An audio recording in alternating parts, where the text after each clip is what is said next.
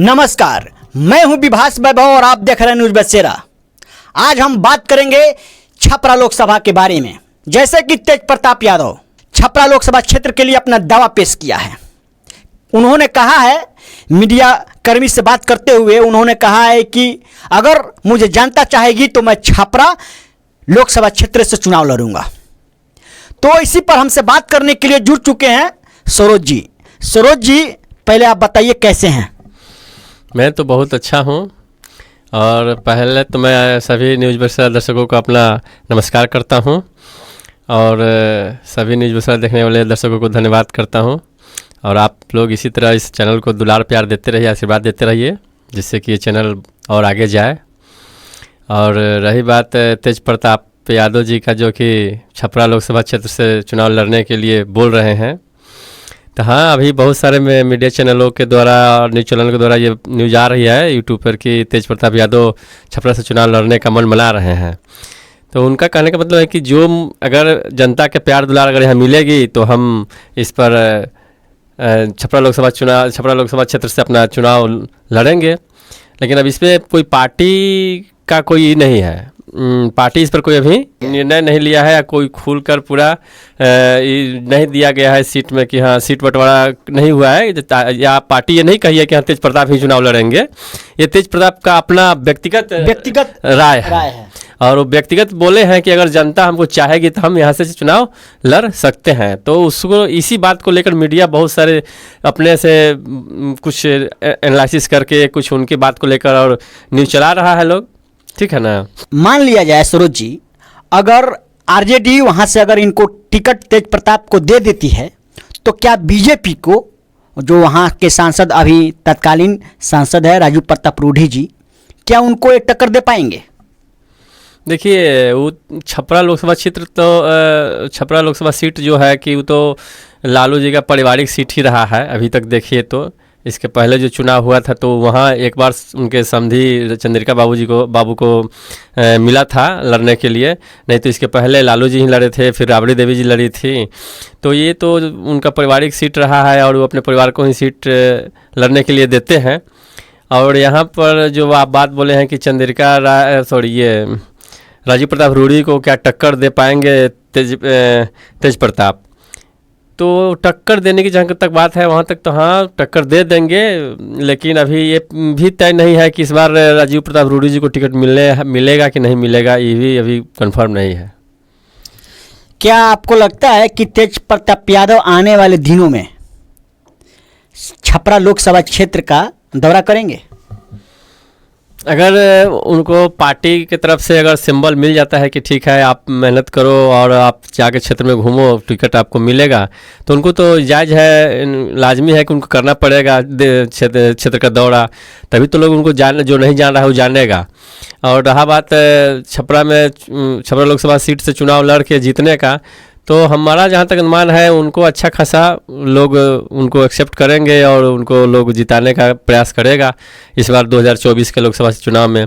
अगर उससे भी वो अगर नहीं आते हैं, अगर लालू जी का और भी कोई दूसरा परिवार फैमिली से आता है तो उनको भी लोग जिताने का प्रयास करेगा।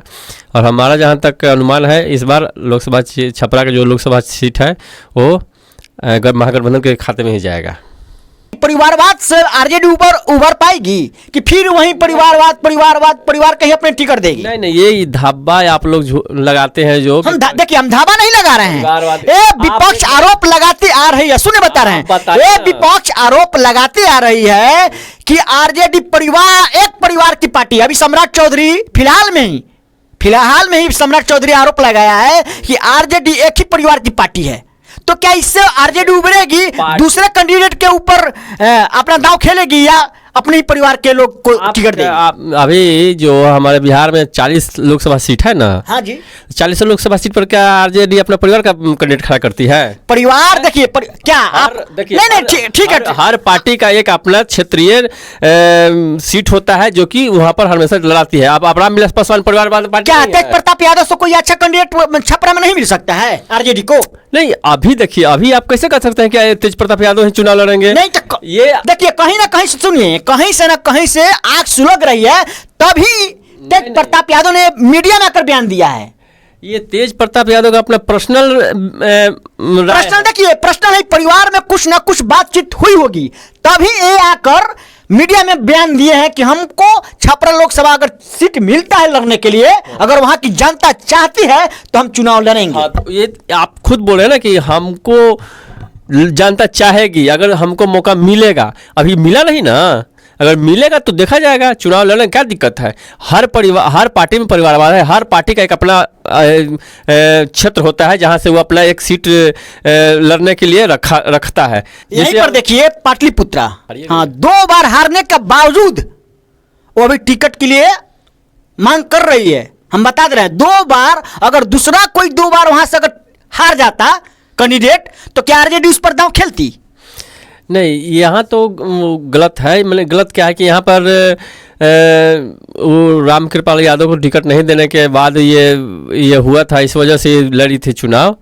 रामकृपाल यादव बीजेपी में चले गए थे इसलिए वजह से, लेकिन ये इस बार इनको टिकट मिलने नहीं जा रहा है। ये आपको मीसा भारती को नहीं मिलने जा रहा है। देखिए न्यूज बसेरा पर बड़ी खुलासा करते हुए कि मीसा भारती को इस बार पाटलिपुत्रा लोकसभा क्षेत्र से टिकट नहीं मिलने जा रहा है। देखिए ये बड़ी खुलासा करते हुए नहीं मिलेगा इस बार, नहीं मिलेगा इसलिए कभी वो राज्यसभा सदस्य है ना। कारण क्या हो सकता है कि पाटलिपुत्रा से मीसा भारती को टिकट नहीं मिलेगा? इस देखिए आपको न्यूज बसेरा में इसके पहले भी हम एक इंटरव्यू में बता चुके हैं आपको कि मीसा भारती जो है ये वो क्या बोलते हैं, क्षेत्रीय नेता नहीं है। क्षेत्रीय नेता नहीं, जमीनी नेता नहीं है। नेता नहीं है, वो जमीन से जुड़ी हुई नेता नहीं है। वो जो चुनाव जब होता है तो आती हैं, घूमती हैं, अपने पार्टी के सिंबल पर, अपने पापा के सिंबल पर चुनाव लड़ती हैं, हार के फिर जाके दिल्ली में बैठ जाती है। तो ऐसे नेता को लोग क्यों चुनेगा?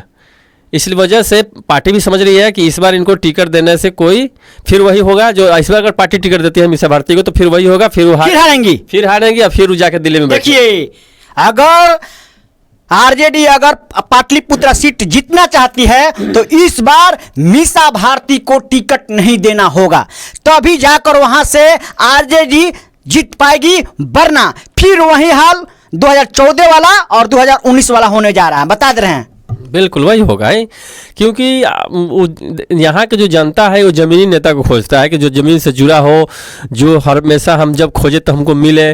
जैसे रामकृपाल जी है, 2 बार जीते ना, 14 में भी जीते, 19 में भी जीते, 14 में मंत्री भी रहे थे, तो वो एक ज़मीन से जुड़े हुए नेता हैं। वो उनका अपना एक अच्छा पकड़ है पाटलिपुत्रा लोकसभा में। उस तरह का पकड़ इनको मीसा जी का नहीं है पकड़। ये बोले ना चुनाव के समय आती हैं, चुनाव से 2-4 महीना 6 महीना पहले आएंगी, घूमेंगी फिरेंगी, मिलेंगी जुलेंगी, और फिर तो ये चुनाव में इनका हवाई नेत्री है, इनका अपना कोई वोट नहीं मिलता है। ये पार्टी का वोट मिलता है, लालू जी का जो है वो वोट मिलता है। इनका अपना कोई यहाँ पर कैडर वोट या जमीनी वोट नहीं है। ये पार्टी सिंबल पर केवल एक आदमी को होता है ना कि अपना एक हो वोट, अपना क्षेत्र में पकड़ हो, लोगों के बीच में अपना कुछ पहचान हो, वो कुछ नहीं है। सरोज जी आपसे एक और सवाल, कहीं तेज प्रताप का यह बयान मीडिया में बने रहने के लिए तो नहीं है? नहीं, ऐसा तो कुछ नहीं है। मीडिया में बने रहने के लिए तो उनके पास बहुत सारा क्योंकि आए दिन कुछ ना कुछ मीडिया में बने रहने के लिए बयान देते रहते हैं। कुछ दिन पहले धीरेन्द्र शास्त्री के बारे में बोल चुके हैं और उनको मुंह की खानी भी पड़ी। हम बता दे रहे हैं आपको, मुंह की खानी इसलिए हम कह रहे हैं खानी पड़ी कि धीरेन्द्र शास्त्री आते हैं और अपना प्रोग्राम भी करते हैं और जाते भी हैं। इनको बता दे रहे हैं बिहार की धरती पर आते हैं और उतना जोरदार स्वागत बिहार की धरती पर उनका होता है कि इनकी बोलती बंद हो जाती है। तो आए दिन ये आरजेडी का फजीहत कराते आ रहे हैं। बता दे रहे हैं आपको, आप देखे होंगे ना मई जून की बात हम करें, मई में धीरेन्द्र शास्त्री के बारे में क्या क्या नहीं बोले, लेकिन धीरेन्द्र शास्त्री आते हैं और अपना प्रोग्राम करके जाते हैं। तो इससे क्या साबित होता है कि आप कुछ नहीं कर पाए। उस पर भी तो हम आपसे एक सेना तैयार कर रहे थे। यही तेज प्रताप यादव है कि धीरेन्द्र शास्त्री के लिए एक सेना तैयार कर रहे थे। देखिए डीएसएस एक कहीं ना कहीं आरजेडी को बैकफुट पर लाने का काम करते हैं। नहीं, अभी तो फिलहाल बहुत दिन से ये कुछ बोले नहीं थे, या मीडिया में धीरेन्द्र शास्त्री के बाद से अभी तक कुछ बोले नहीं थे, ऐसा कुछ इनका न्यूज आया नहीं था। अभी ये इधर हाल फिलहाल 2-3 दिन पहले से ये न्यूज़ आ रहा है कि ये छपरा लोकसभा सीट से चुनाव लड़ने की अपना इच्छा जाहिर कर रहे हैं। और इस पर अभी बहुत सारा मंथन होना है, बहुत सारा काम होना है। अभी इनके कह देने से केवल ये चुनाव नहीं लड़ने जा रहे हैं और इनको टिकट नहीं मिलने जा रहा है। गठबंधन में बहुत सारी अभी प्रक्रियाएं हैं, अभी सीट बंटवारे को लेकर अभी सब कुछ चलने वाला है, अभी होने वाला है। अभी बहुत आगे बहुत काम है। ये ज़रूरी नहीं है कि इन्हीं को टिकट मिलेगा। वहाँ छपरा सीट लोकसभा सीट पर अभी और लोग भी हैं वहाँ पे दावेदारी के लिए। न्यूज बसेरा के दर्शकों को बता दीजिए आप कि अभी कौन कौन से आरजेडी के वहाँ कैंडिडेट लाइन में हैं।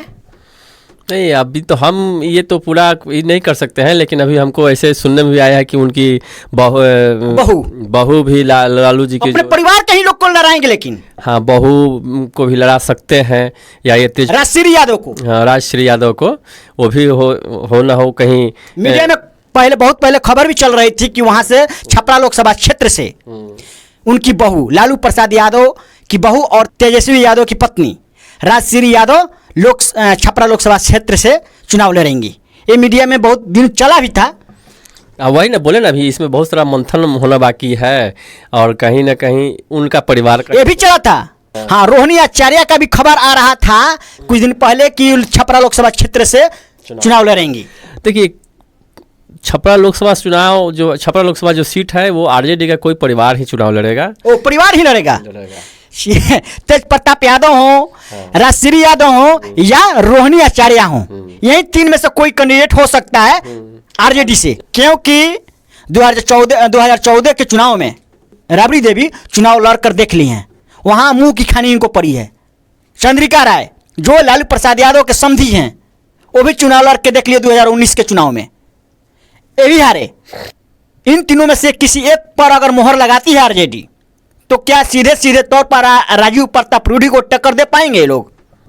देखिए, आप जो बात कर रहे हैं 2014 का और 2019 का, 2014 में एक अलग तरह का माहौल था, अलग तरह का। देखिए, माहौल नहीं था। हाँ, बता रहे, माहौल बनाया गया था मोदी द्वारा, मोदी के मीडिया द्वारा। वही तो हम बोल रहे बता रहे हैं। वही हाल 19 में भी था। इसलिए अब 2014 और 2019 के आकलन से आप ये आकलन नहीं लगा सकते हैं कि 2024 में भी चुनाव वहाँ से आरजेडी हारेगी। अभी का समय बहुत बदल गया है। अब मोदी जी से भी लोग बहुत दूर दूर तक उनका भी उनसे लोग नाता तोड़ लिया है। उन पर जितना लोग विश्वास किया था ना, वो जितना लोग विश्वास किया वो मुँह के खानी पड़ा है उन लोग को। आज जितना महंगाई बढ़ गया है, जितना बेरोजगारी बढ़ गया है, हर कोई त्रस्त है इस सरकार से। इसलिए सरकार को चेंज करने के लिए लोग किसी भी दूसरे पार्टी को, दूसरे दल के आदमी को एक्सेप्ट करने के लिए तैयार है। अब बीजेपी को एक्सेप्ट करने के लिए कोई तैयार नहीं है। इस बार आरजेडी को सारा लोकसभा सीट से जीत मिलेगी और पक्का जीत में 2024 के लोकसभा में वहाँ से कोई भी लालू जी के परिवार का कोई भी आदमी आए या और किसी को भी दे दे टिकट, वहाँ से उनका निकलना तय है। इसलिए कि छपरा की जनता, छपरा लोकसभा की जनता ये मूड बना ली है कि यहाँ से इस बार बीजेपी को टिकट नहीं देना, बीजेपी को हराना है तो हराना है बस। राजीव प्रताप रूडी को अगर टिकट मिल जाती है फिर से तो क्या हार जाएंगे? इस पर लिख के ले ले, इस बार हार जाएंगे। वो छपरा के लिए किए क्या है, हम पूछते हैं। छपरा के लिए किए क्या? एक बार मंत्री रहे, उद्यान मंत्री रहे, फिर अभी सांसद है। कहीं पता चलता है उनका जी कि वह कहाँ है? तो विलुप्त हो गए, लुप्त रहते हैं। हमारे पास, हम लोग को अमनौर में बाढ़ आया था तो उनका कोई पता नहीं था। बाढ़ से लोग त्राही माम हो रहा था, लेकिन कहीं भी वो आदमी का पता नहीं होता। दिल्ली में सोया हो रहता है। हाँ। जीत के दिल्ली में जाकर सो जाता है, कोई पता नहीं रहता उसका। तो इस बार राजीव प्रताप रूडी का माने हारना तय है, वहां से तय है। हम अपने दिल से बोले कि इस बार राजीव प्रताप रूडी हारेंगे तो हारेंगे। चलिए सरोज जी, हमसे बात करने के लिए धन्यवाद। फिर मिलते हैं अगले वीडियो में, तब तक के लिए जय हिंद।